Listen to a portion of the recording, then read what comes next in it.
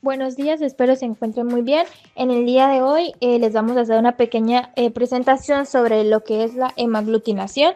El grupo está conformado por Jaina Quintana, John Tarazona, Charik Miranda y quienes habla Juliet Cardoso.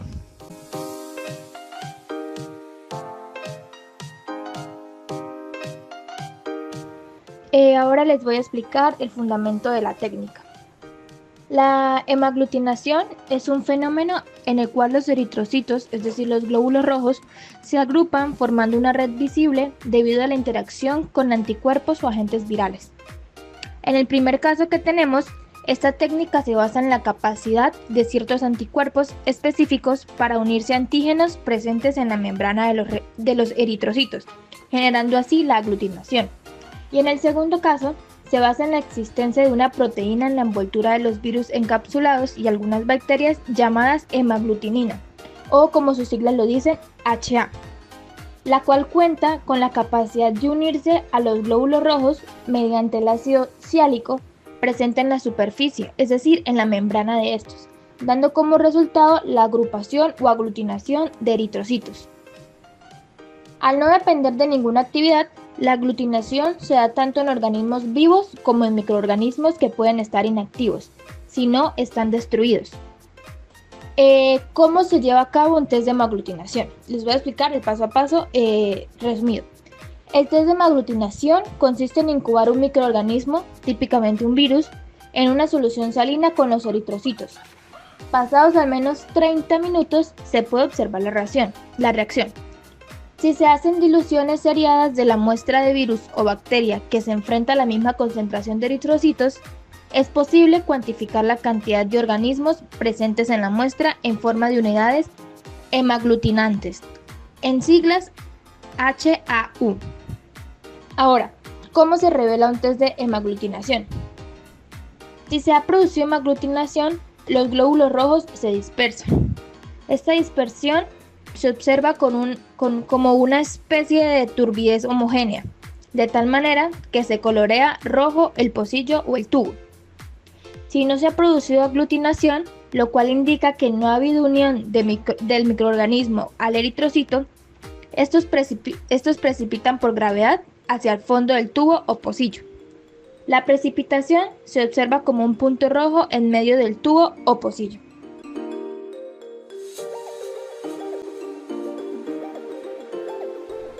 Clasificación. La hemaglutinación se clasifica en diferentes tipos según el mecanismo involucrado. Encontramos la hemaglutinación directa, también conocida como inmunohemaglutinación. Esta sucede cuando un anticuerpo se une directamente a los antígenos de los eritrocitos, detectándose la presencia del antígeno en específico gracias a la hemaglutinación, como sucede en la prueba de tipificación sanguínea, la cual permite determinar compatibilidades en transfusiones y trasplantes. El procedimiento de dicha prueba se basa en la mezcla de una gota de sangre total u eritrocitos con reactivos comerciales que contienen anticuerpos conocidos. El anti-A, utilizado para detectar el antígeno A, el anti-B, utilizado para detectar el antígeno B, y el anti-D, el cual se utiliza para detectar al antígeno RH, para saber si el paciente es RH positivo o RH negativo. Una vez que se hace dicha mezcla, se observa si hay aglutinación en cada una de estas, siendo el primer caso cuando existe aglutinación con anti-A y no con anti-B. Esto significa que el grupo sanguíneo es A. En caso contrario de que exista aglutinación con anti-B pero no con anti-A, el grupo sanguíneo es B.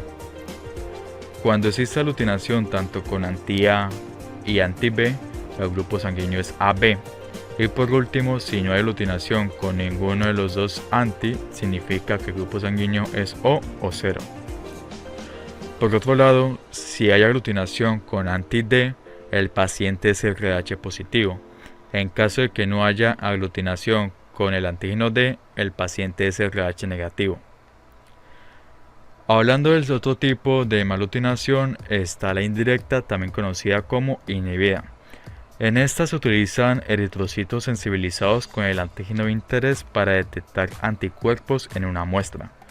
En otras palabras, la hemaglutinación inhibida es una variante de la hemaglutinación que se utiliza para detectar la presencia de anticuerpos específicos en el suero de un paciente o para determinar la concentración de virus en una muestra, ya que esta técnica se basa en la capacidad de ciertos virus para aglutinar eritrocitos y en la capacidad de los anticuerpos específicos para bloquear esta aglutinación. En cuanto a sus resultados, cuando hablamos de una prueba positiva, significa que se inhibió el fenómeno de hemaglutinación y por ende no se presenta. Eso significa que el paciente tiene anticuerpos contra el virus. En caso contrario, que la prueba sea negativa, quiere decir que no se inhibió el fenómeno y por ende se observa la hemaglutinación. Y eso quiere decir que el paciente no tiene anticuerpos detectables contra el virus.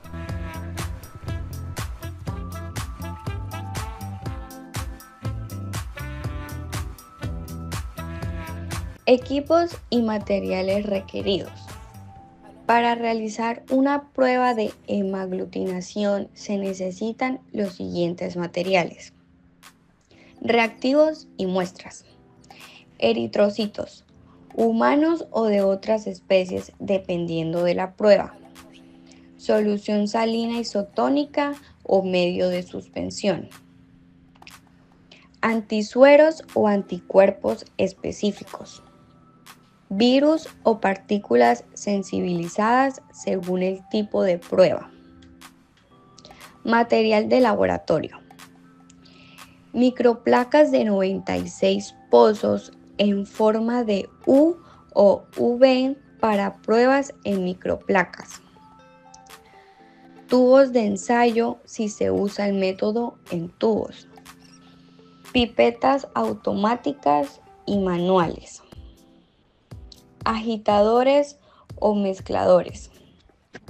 Centrífuga en algunos métodos. Esta se usa para separar mezclas líquido-líquido o sólido-líquido. Lámpara o sistema de iluminación para la lectura de resultados. Equipos especializados según el tipo de prueba. Espectrofotómetro o lectura de microplacas para pruebas cuantitativas. Es un instrumento que se usa para medir el color, la absorción, la transmisión o la reflexión de la luz. Y por último, la incubadora, cuando se requieren temperaturas controladas.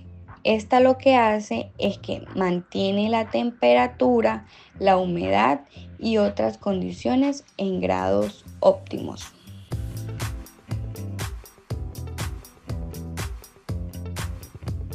Por último, hablaremos acerca de la utilidad y aplicación. La hemaglutinación tiene diversas aplicaciones en áreas como la medicina, virología, inmunología y bancos de sangre. Entre ellas podemos encontrar las 5 siguientes. Tipificación sanguínea. Esta determina los grupos sanguíneos ABO y RH mediante la aglutinación de eritrocitos con antisueros específicos. Pruebas de compatibilidad sanguínea. Esta se usa en bancos de sangre para evaluar compatibilidad entre donante y receptor. Diagnóstico de enfermedades virales.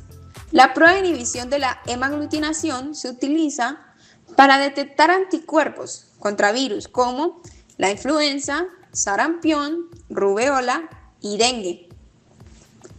Diagnóstico serológico de infecciones bacterianas y parasitarias. Esta se usa para detectar anticuerpos contra ciertas bacterias o parásitos, como lo puede ser el Toxoplasma gondii. Y por último, pruebas de Coombs, directa e indirecta, para diagnosticar enfermedades autoinmunes, hemolíticas y evaluar incompatibilidades materno-fetales.